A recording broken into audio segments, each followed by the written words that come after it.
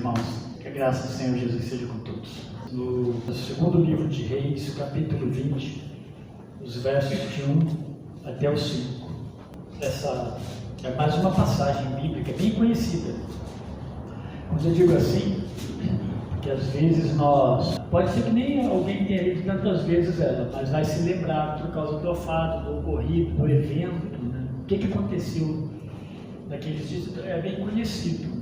E a história do rei Ezequias, a Bíblia trata ele como um homem que de fato amou a Deus, serviu a Deus.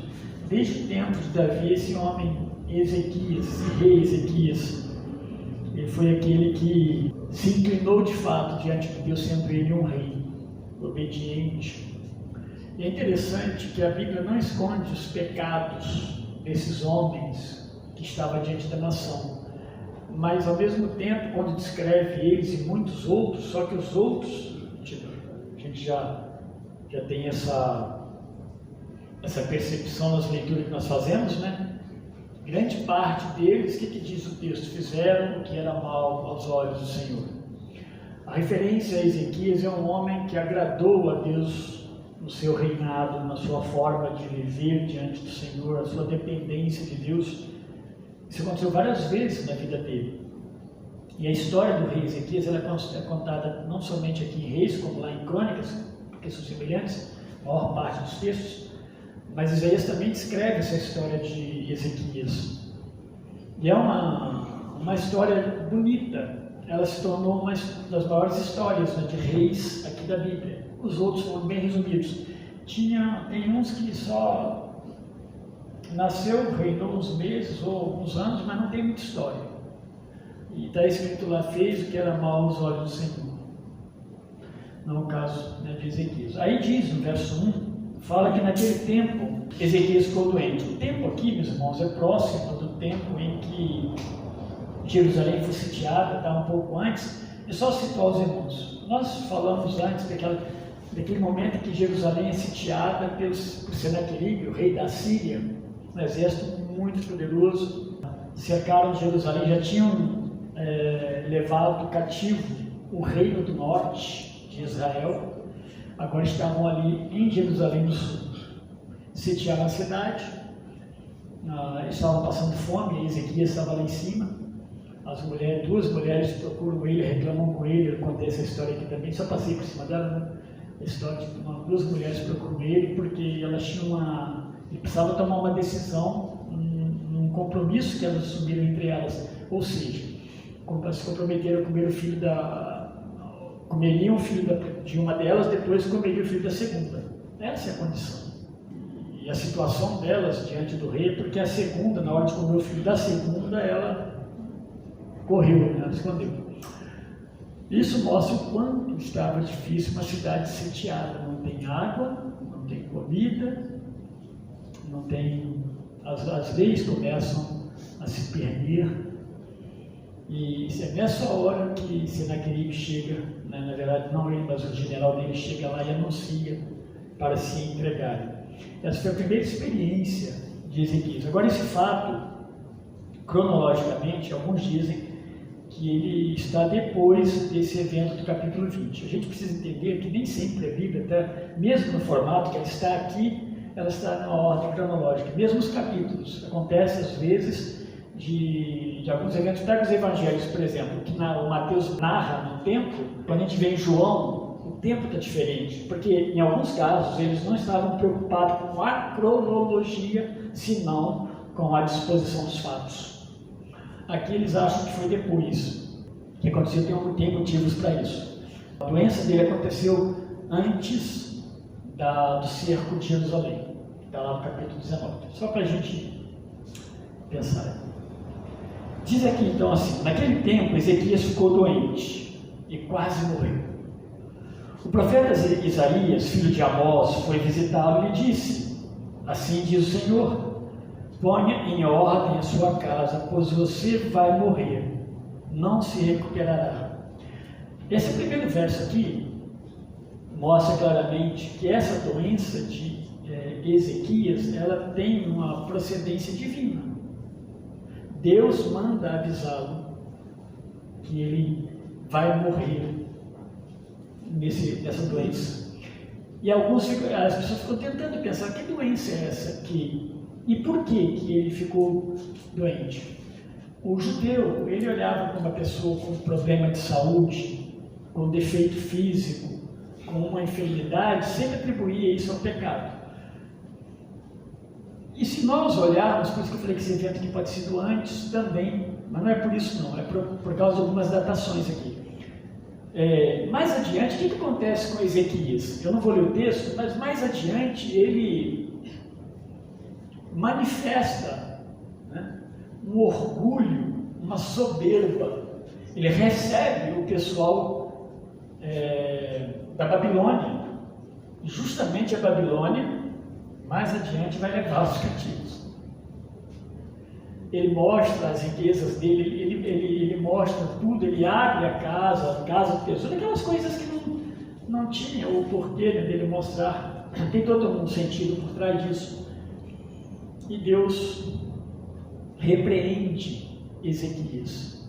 Bom, se esses fatos aconteceram antes, esse é um problema sério, um problema de orgulho. E a gente sabe, meus irmãos, nas Escrituras Sagradas aponta o orgulho como algo pecado, não que os pecados sejam diferentes, mas o orgulho como um pecado complicado. O orgulho derruba de fato as pessoas. Primeiro ele soberbece, ele eleva, né? E depois ele destrói coisas, ele humilha. O orgulho a história que diz da queda dos anjos, né, está relacionada ao orgulho. Se nós olharmos ali para o Éden, para Adão e Eva, a gente vai perceber ali também soberba, orgulho, desejo de ser igual, ou quem sabe, se possível for, maior que Deus. E Deus manda esse recado para ele, você vai morrer. Então essa providência, e aí a gente fala assim, doenças, nem todas as doenças, elas têm procedência de pecado, mas tem doenças ou problemas nas nossas vidas de qualquer origem, muitas vezes estão relacionados a pecado. Isso é evidente, a Bíblia não esconde isso. Deus age em cima disso quando ele entende que deve agir, Deus sabe. O pecado, meus irmãos, em última instância, ele não confessado, sem arrependimento, a permanência no pecado não é uma atitude cristã. Então é bem comum, né, você imaginar alguém crente e vivendo em pecado. Eu estou lendo Colossenses, estudando para pregação, eu tenho que ler a carta várias vezes, todas as vezes lá está mostrando justamente isso. Ele está falando assim, depois se Cristo fez toda a operação redentora da sua vida, morrendo na cruz, a gente vê lá em 2:15-16, né? Pagando as nossas dívidas, nos identificando com Ele, pelo batismo, na sua morte, na ressurreição. A continuidade mais adiante, ele vai falar assim, não é esperado desses crentes o desejo de satisfazer a carne, a vontade da carne. Então passa a ser uma reação nossa, por causa de Deus em nós, o não desejo mais pelo pecado. Interessante, nós não deixamos de ser pecadores, mas nós não amamos mais o pecado como amávamos, e vivíamos embriagados nele. Não é natural de fato o pecado, uma pessoa pecar. Uma pessoa que permanece no pecado, provavelmente ela é alguém que nunca experimentou de fato o arrependimento de Deus, ou não consegue ver em Deus alguém que pode conceder perdão, né? O próprio Senhor Jesus diz que na nossa oração perdoa os nossos pecados, como nós perdoamos aquele que nos tem ofendido, como que uma vida, né, comum do próprio povo de Deus, na questão de primeiro pedir perdão a Deus pelos pecados, perdoar o outro, receber o perdão do outro, porque é uma prática normal, é isso que dá subsistência e sobrevida à igreja. Essa é uma obra do Espírito Santo de Deus no meio da igreja. O fato é que aqui teve um pecado, se foi esse desse orgulho, dessa soberba dele, nós não sabemos. Ele mostrou todas as riquezas que ele tinha, e Deus repreende ele, né? E Deus fala que encerraria, inclusive, né, a descendência dele ali no rei. Aí o que acontece? Ele dá o recado, Isaías, o profeta, dá o recado, põe em ordem, organiza, você é rei da vida porque você vai morrer. Isso é uma coisa muito normal, né? Não se recuperará. Essa foi a palavra de Deus para ele. Aí chega no verso 2 diz que Ezequias virou o rosto para a parede e orou ao Senhor. E esse sentido de virar o rosto para a parede, meus irmãos, é certamente uma atitude de humilhação mesmo, diante de Deus. Ouviu Deus e se humilhou diante do Senhor. Ele ora a Deus. Eu gosto sempre de lembrar, nessas orações que nós temos falado aqui, que pela minha percepção, muitas vezes, a gente conversando com pessoas que estão passando por problemas sérios, e se você pergunta, você já orou a Deus? É aí que ela vai orar a Deus, sim, tem que orar a Deus. Sendo que talvez, né, apesar de toda a correria, de todo o transtorno, nós devemos parar e falar com o Senhor primeiro. Eu me lembro do pastor Jacques, lá em Minas, que ele falava sempre, ele faleceu não faz muito tempo, e ele falava: olha, meus irmãos, se vocês me encontrarem caído, ou eu cair na frente de vocês numa enfermidade, numa doença, um AVC, qualquer coisa, fala isso na igreja, né? Então, por favor, antes de chamar o médico, um irmão venha, ore sobre mim, fale com o Senhor da minha doença, pode dar procedimento, chamar o médico. É interessante a gente pensar nisso, porque de fato Deus é o nosso Deus. Então, às vezes a gente acha que se nós orarmos, nós perdemos um tempo precioso, né, de ação, mas não, podemos orar a Deus, que Deus é o Senhor, né? Senhor da ambulância, Senhor do médico, Senhor da providência. Ele ora ao Senhor, e aí na oração o que ele diz? Lembra-te, Senhor, como eu tenho te servido com fidelidade e com devoção sincera, tenho feito o que tu aprovas. Essa foi a oração dele, não orou mais do que isso, é o que está registrado aqui. Possivelmente Isaías estivesse ali perto dele, né? E ele ora uma oração simples. Parece que ele mostra, se a gente não souber interpretar dentro de uma perspectiva como servo de Deus, pode pensar que ele está se enaltecendo. Não, ele está só sendo sincero diante daquilo que Deus já sabia. Deus não reprovava Ezequias por sua vida como um servo dele. Agora ele era um pecador, mas Deus sabia que Ezequias era um servo. As reformas que ele fez em Israel, o cuidado que ele teve, o zelo que ele teve pelo nome de Deus, está registrado. De fato ele amava a Deus. Ele lembra ao Senhor: Senhor, tem sido fiel. Eu acho, meus irmãos, que nenhum de nós falaríamos assim com Deus se nós não formos fiéis, né? Se nós sabemos quem é Deus, nós não oraríamos assim se nós não formos essa pessoa fiel, né? E muitas vezes, meus irmãos, a gente também fica muito aquém, se coloca numa condição que nós não somos fiéis a Deus. Sim, como servos de Deus, somos fiéis a Deus. Às vezes nós enaltecemos muito mais os nossos erros, nossas faltas. Sim, somos falhos e indignos. Aquilo que fala lá em Coríntios, no capítulo 11, com relação à ceia, sim, todos nós aqui de dentro desta igreja somos indignos, mas somos dignos por causa de quem? Por causa de Jesus, por causa de Cristo. Nesse aspecto, de fato, somos indignos, como pecadores, mas dignos por causa de Cristo. Então, muitas vezes você não está orando errado, você tem sido fiel. Agora, a sua fidelidade nunca vai ser uma fidelidade perfeita, como a de Ezequias não é uma fidelidade perfeita, né? E ele coloca isso diante do Senhor: tenho servido o Senhor com fidelidade e com devoção sincera. Ou seja, a minha adoração ao Senhor, a minha busca, a minha piedade, ela é sincera. Eu não faço isso como os fariseus do tempo de Jesus faziam, né? Eles faziam para serem notados, percebidos. E aqui está se colocando transparente diante de Deus, que já o conhecia, mas ele está sendo transparente. E ele diz mais: eu tenho feito o que o Senhor aprova. Isso aí é obra mesmo. Ele como rei, meus irmãos, então eu falei no começo, né, quantos reis aparecem escrito, né, que fez o que era mal aos olhos do Senhor.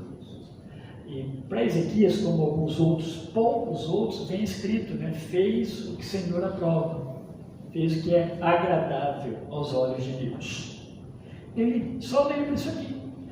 Por que Deus responde como respondeu para ele, né? Ele chora amargamente, não é um choro mentiroso.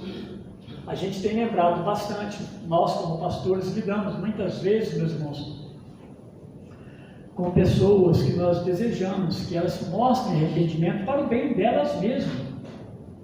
Nós oramos juntos, acompanhamos, e às vezes as pessoas choram, mas você não percebe mudança na prática. Não há mudança, não há transformação, não há desejos de servir a Deus. O chorar amargamente aí, com certeza está trazendo junto um arrependimento sincero diante de Deus. E provavelmente é um arrependimento pelo que fez, porque a mensagem de Isaías, ela vinha de Deus. Você vai morrer, você não vai viver. Aí o que Deus faz? Antes que Isaías cruzasse, né, o segundo pátio do templo, antes que ele chegasse lá no terceiro e saísse, a palavra do Senhor veio até Isaías, ao profeta. Deus falava por meio do profeta. Volte, diga a Ezequias, líder do meu povo, assim diz o Senhor Deus de Davi, seu predecessor: ouvi sua oração e vi suas lágrimas, eu o curarei. E daqui a 3 dias você subirá ao templo do Senhor. Isso é maravilhoso, né? A forma como Deus responde para ele. Deus mudou de opinião? Deus é vulnerável?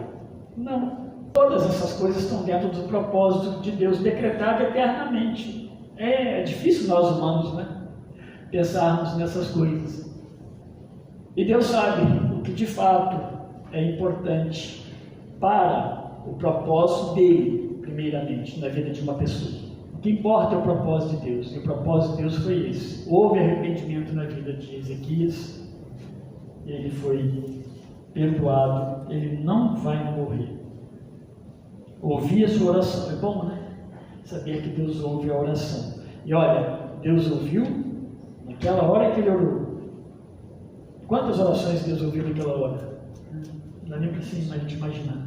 Quantas coisas Deus percebeu naquela hora, no mundo todo. Porque para Deus, meus irmãos, de fato não há impossível.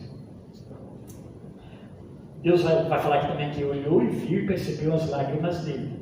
Não eram lágrimas de crocodilo, né? Eram lágrimas sinceras, fruto de arrependimentos, de transformação, de tristeza pela enfermidade. Todas essas coisas eram sinceras.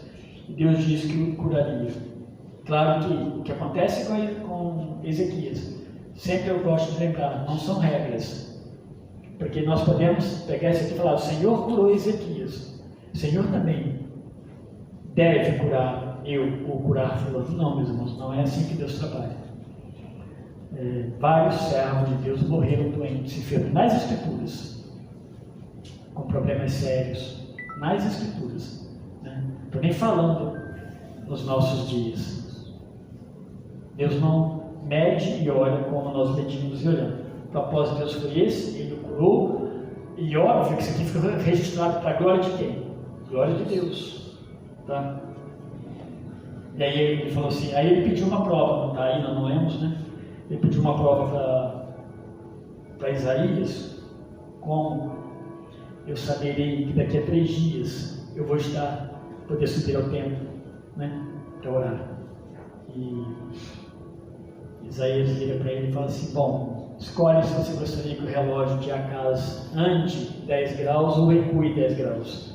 Mas ele falou assim: bom, andar 10 graus é normal uma sombra andar, né? Mas recuar é difícil. Ele pediu para recuar 10 graus. Isso representa quase 40 minutos, que é muita coisa. A sombra, se você fica durante o dia, qualquer horário da manhã, olha e fica olhando marcas de sombra. Em 10 minutos eu ando pedação. Então recuou 40 minutos, 10 graus, então ela teria que, além de ter recuado 40 minutos, ela ia andar de novo, né? Naquele dia, o tempo parou, a gente pode fazer uma conta aí de 80 minutos, porque recuou 40, refez os 40. Interessante, né? Pensar nisso. A Ezequias pede para Deus mostrar, e realmente acontece isso. Fato, meus irmãos, que Deus, Ele sabe como fazer as coisas. Ele é o Senhor das dores, Ele é o Senhor, né, do céu e da terra. É Ele que faz, é Ele que do nada faz as coisas, Ele não pega nada pronto. Então, 3 coisas eu destaquei, que já falei para os irmãos, que Deus, a resposta de Deus, elas foram bem essenciais. Primeiro, que Deus ouviu a oração dele. Segundo, que Deus viu as lágrimas de Ezequias. E terceiro, Deus o curou a partir daí. Creio que essa é uma forma muito clara de Deus operar nas nossas necessidades, nas nossas orações, obviamente. Podemos, meus irmãos, pensar uma porção de exemplos, tirar daí. Eu vou citar algumas coisas para a gente pensar. Tudo acontece, então, sob o olhar permissivo de Deus, porque Deus é onisciente. Muitas vezes pela vontade de Deus, nas nossas vidas e em todo o mundo. Em alguns momentos, então, Deus é o causador, seja de enfermidade ou seja da calamidade. O perigo nosso, muitas vezes, é querer colocar as coisas no raio de ação de Deus. Só Deus sabe disso tudo. Nós não sabemos muitas vezes. Talvez para nós sim. Talvez eu saiba que o que está acontecendo comigo é claramente fruto do pecado meu. Quem é mais velho vai se lembrar, meus irmãos, quando começou essa praga da AIDS, em 80, mais ou menos, década de 80. A gente era muito novo, né? Década de 80, quando começou a AIDS ela se propagava pelo relacionamento sexual. E quantas pessoas, sabendo disso, foram promíscuas nos cuidados e até mesmo nos relacionamentos ilícitos? Quantas pessoas morreram? Com certeza milhares. Porque aí eu falo, por que essas pessoas morreram? Elas morreram na ação do seu pecado. Não tenha dúvida. Eles poderiam ter evitado. Pois bem, Deus causa enfermidade. Lá em Corinto, quando eu falei da ceia, lá também há que, ele fala assim, por isso que há no meio de vocês muitos que dormem, muitos doentes. Por causa de quê? Porque ali a relação direta da prática errada da ceia do Senhor, em termos de desobediência. Então, nós falamos do Novo Testamento. Quer mais um pouco, para ver como Deus age? Pensa na missa, filha. Quando eles são fulminados em tempos diferentes, ao chegarem na igreja, para levarem a oferta, mas à base de mentira e de engano. Outra coisa é que nossas orações precisam estar acompanhadas de palavras de arrependimento. Temos que tomar muito cuidado com orações soberbas, né? Não sei qual que seria uma oração soberba no meio de nós. Talvez teria que ser bem soberbo para identificar. Mas a gente tem que saber, quando nós estamos orando, submissos a Deus, como Ezequias virou para a parede, encurvados diante de Deus. E aqui, meus irmãos, não é o sinal propriamente, mas é as expressões, o que está dentro do coração, que é transformado em palavras para chegar diante de Deus. Choro, como eu disse, nem sempre significa arrependimento e alcança a graça de Deus.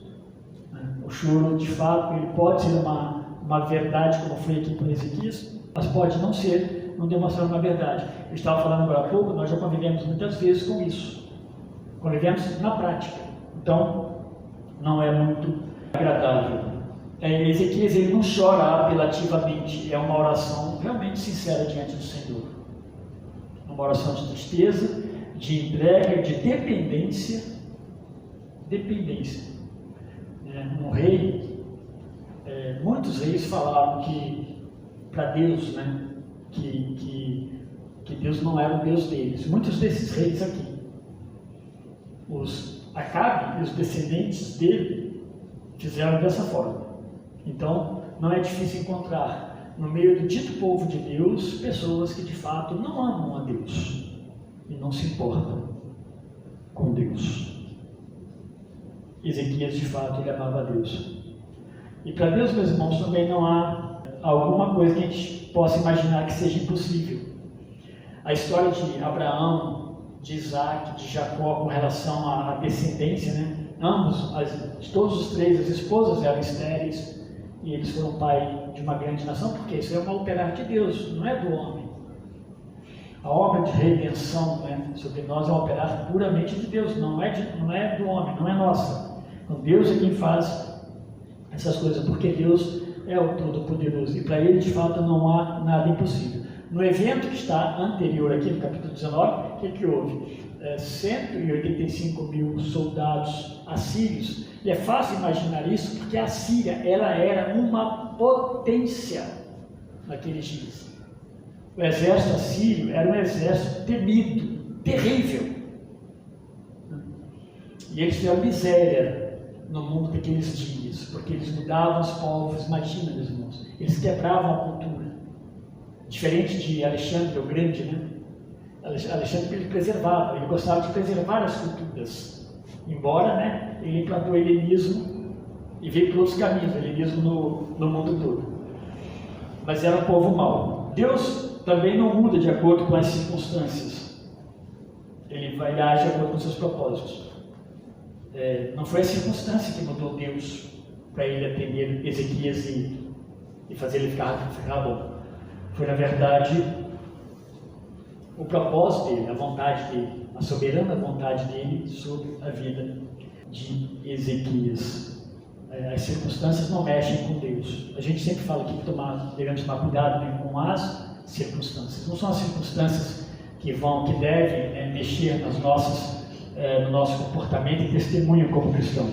Temos que tomar cuidado com isso.